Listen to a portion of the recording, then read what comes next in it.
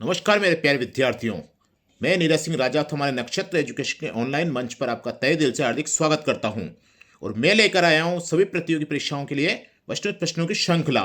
और आज हम बात करने वाले हैं सेकंड ग्रेड के बारे में। तो आज हम सेकंड ग्रेड के मनोविज्ञान के प्रश्न हल करेंगे, कौन से जो 31 अक्टूबर 2018 में आ चुके हैं। तो हमारा पहला प्रश्न, शिक्षा मनोविज्ञान संबंधित है ए अधिगमकर्ता से, बी अधिगम प्रक्रिया से, सी अधिगम समस्थितियों से, या फिर डी दिए गए सभी विकल्प। तो आप समझिए प्रश्न को कि प्रश्न क्या कह रहा है। देखिए, शिक्षा मनोविज्ञान का संबंध अधिगम तथा अधिगम से संबंधित कारक, यानी कि अधिगम कर्ता, अधिगम प्रक्रिया और अधिगम समस्थिति और अधिगम विधियों, यानी कि सभी से होता है। तो हमारा इसका उत्तर क्या होगा? डी दिए गए सभी विकल्प।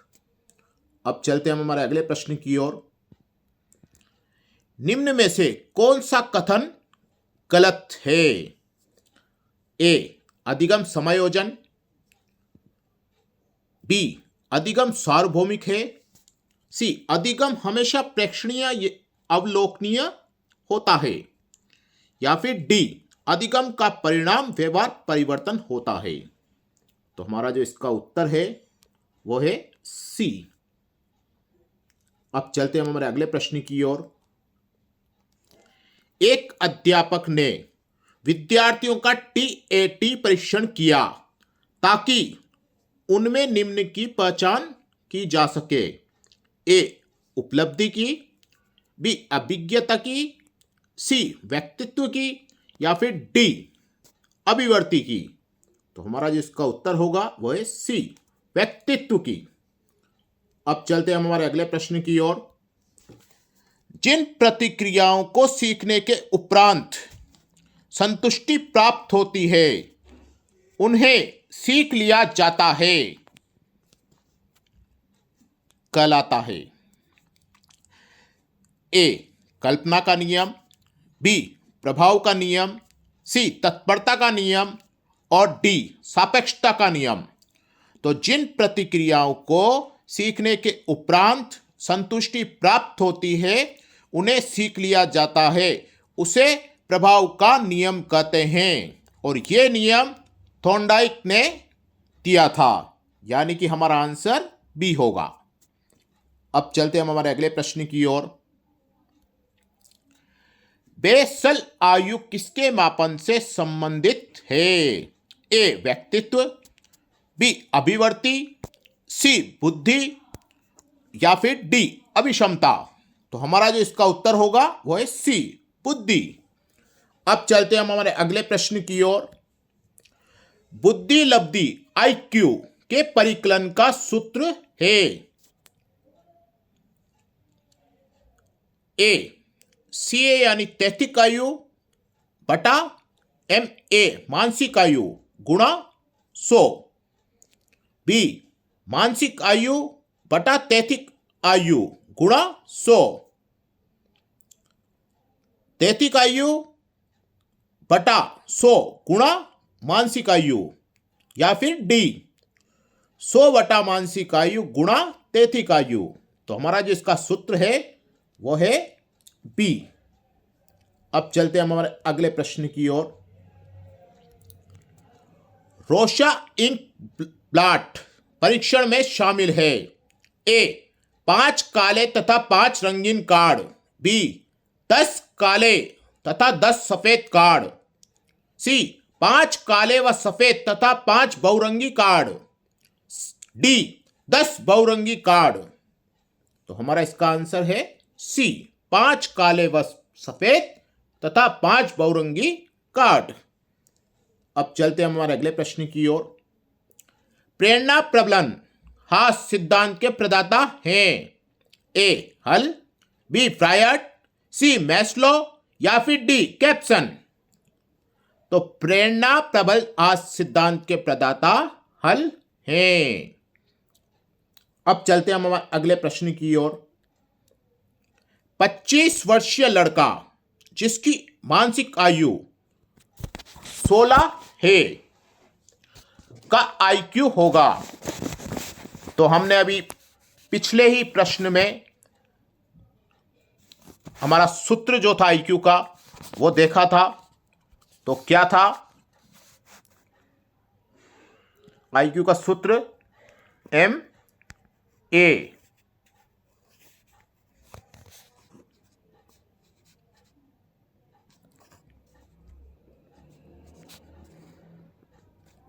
हम देखेंगे इसका सूत्र एम ए बटा तैथिक आयु सी और ए गुणा 100। क्या है? 100। यानी कि हम देखते हैं आयु कितनी है उसकी, मानसिक आयु 16 और दैथिक आयु कितनी है उसकी 25 गुणा 100। 25 को काटा हमने 100 को 4 बार। कितनी बार? 4 बार। तो 16 चौक 64, यानी कि हमारा आंसर हुआ ए 64। अब चलते हैं हम हमारे अगले प्रश्न की ओर। मनोविज्ञान व्यवहार का विज्ञान है और इसका घनिष्ठ संबंध शिक्षा से इसलिए है क्योंकि शिक्षा बालक के में परिवर्तन लाना चाहती है।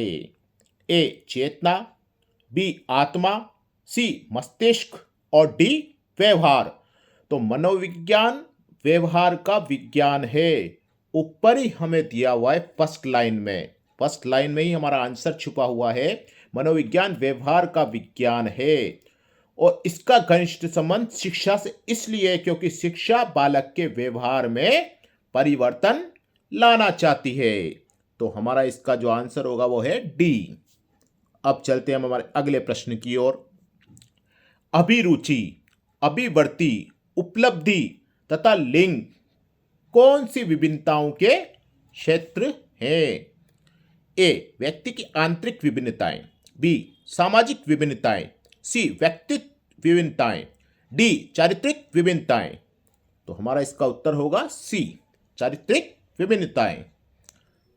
अब चलते हैं हम हमारे अगले प्रश्न की ओर। गिलफोर्ड द्वारा प्रतिपादित बौद्धिक संरचना के मॉडल में प्रारंभ में कितने तत्वों को सम्मिलित किया गया है? ए 100, बी 120, सी 200 या फिर डी 150। तो हमारा इसका उत्तर होगा बी 120। अब चलते हैं हमारे अगले प्रश्न की ओर। बालक की शारीरिक वृद्धि एवं विकास को प्रभावित करते हैं। बालक की शारीरिक वृद्धि एवं विकास को प्रभावित करते हैं। ए वंशानुक्रम, बी वातावरण, सी केवल वंशानुक्रम या फिर डी वंशानुक्रम एवं वातावरण दोनों।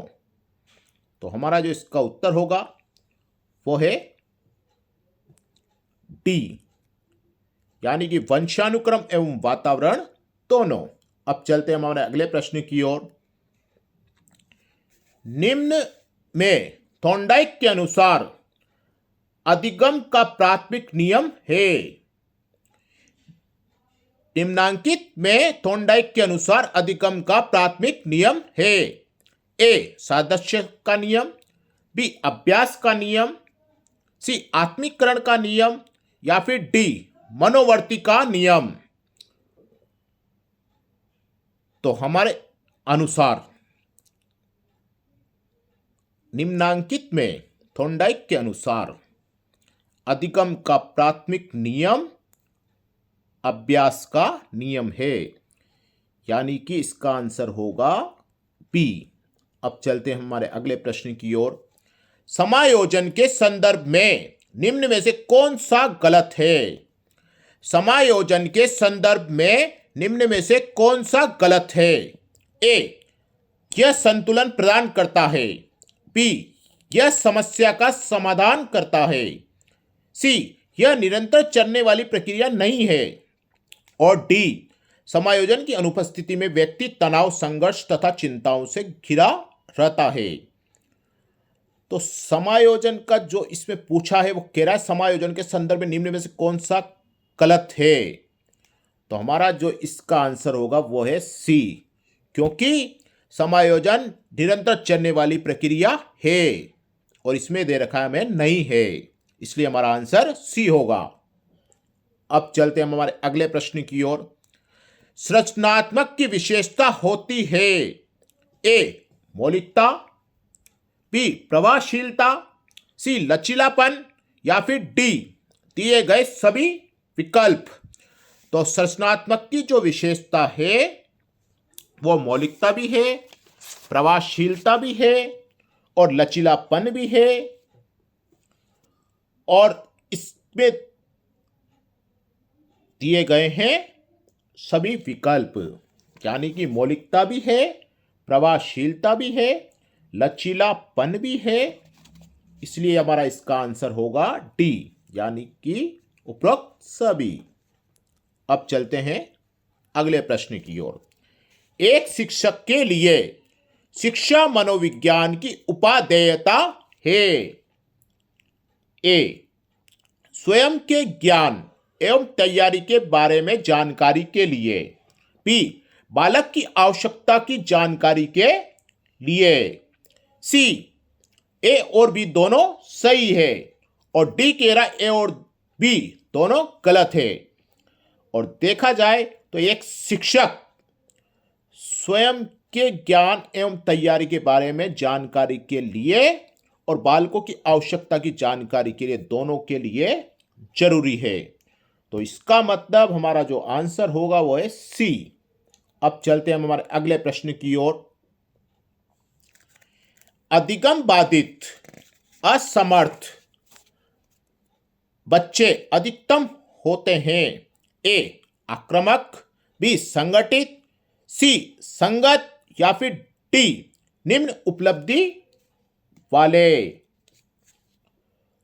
तो देखा जाए तो ऐसे बालक जो किसी वस्तु को सीखने में असमर्थ होते हैं तो उन्हें अधिगम बाधित बालक कहा जाता है। तो उसका स्तर क्या होता है? निम्न, इसलिए इसका आंसर डी होगा। अब चलते हैं हम हमारे अगले प्रश्न की ओर। मनोविज्ञान ने शिक्षा को बना दिया है। मनोविज्ञान ने शिक्षा को बना दिया है ए, पाठ्य चर्चा केंद्रित, बी, शिक्षक केंद्रित, सी, बाल केंद्रित, या फिर डी, विषय केंद्रित। तो इसका आंसर होगा बाल केंद्रित। अब चलते हैं हमारे अगले और अंतिम प्रश्न की ओर। निम्न में से गलत युग्म कौन सा है? ए, अधिगम का साइंस सिद्धांत टॉलमन, अधिगम का क्षेत्रीय सिद्धांत लेविन, और सामाजिक अधिगम सिद्धांत ब्रूनर, और डी, प्रयत्न त्रुटि अधिगम सिद्धांत थॉर्नडाइक। तो हमारा जो इसका उत्तर होगा वो है सी, सामाजिक अधिगम सिद्धांत ब्रूनर, क्योंकि सामाजिक अधिगम का सिद्धांत अल्बर्ट बंडूरा ने दिया था, और कब दिया था? 1977 में, 1977 में। ये थी हमारी आज की प्रश्नों की श्रृंखला। हम फिर मिलेंगे अगले नए टॉपिक के साथ।